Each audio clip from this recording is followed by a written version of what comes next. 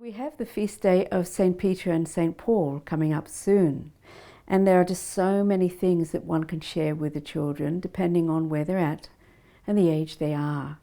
So St. Paul, the other saint whose celebration is coming up in the next few days, also there are many booklets and many little presentations that you could dip into for this event. One is when St. Paul is speaking about the resurrection. And I find this is a really important extract and reading for children to realize by listening to the words of the apostle of their firm belief in the resurrection of Jesus. It's one of the key passages that you try and fit in somewhere, and this could be a good opportunity.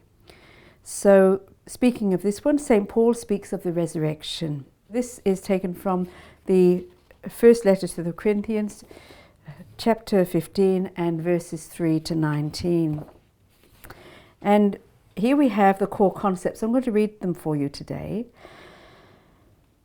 St. Paul explains that the resurrection of Jesus from the dead is a real event, and that we will also rise from the dead.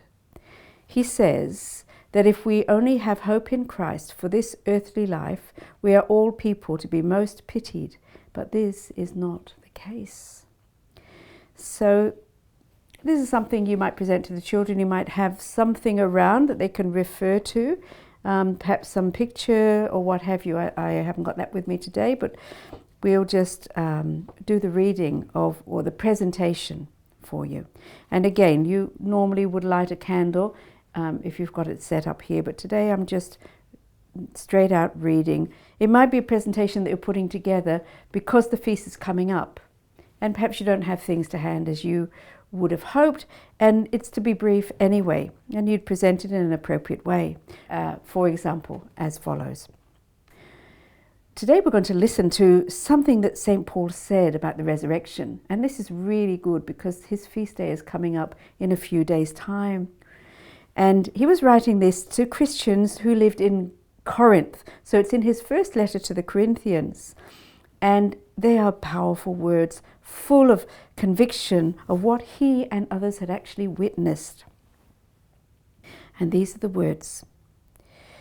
For I handed on to you, as of first importance, what I also received, that Christ died for our sins in accordance with the Scriptures, that he was buried, and he was raised on the third day in accordance with the Scriptures. And then he appeared to Cephas, then the 12, and after that he appeared to more than 500 brothers at once, most of whom are still living, although some have fallen asleep. After that he appeared to James, and then all the apostles. And last of all, as to one born abnormally, he appeared to me. For I am the least of the apostles, and not fit to be called an apostle, because I persecuted the church of God. But by the grace of God I am what I am, and his grace to me has not been ineffective.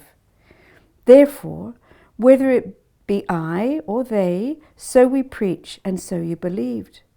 But if Christ is preached as raised from the dead, how can some among you say there is no resurrection of the dead?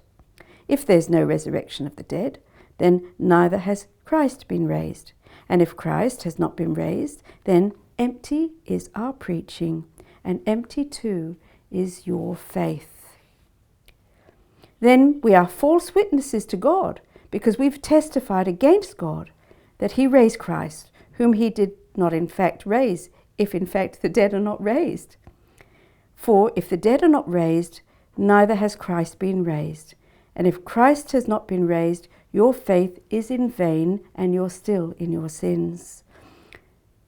Then those who have fallen asleep in Christ have perished. If for only this life we have hoped in Christ, we are the most pitiable people of all. And that's where you'd put out the candle. Pondering thoughts and pondering questions. What is it that St. Paul wants the early Christians to understand and understand well? How does he get the message across?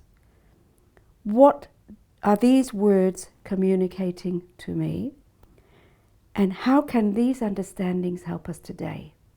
Now, just thinking about that and realizing how powerful that is for children is a very important passage to introduce to them.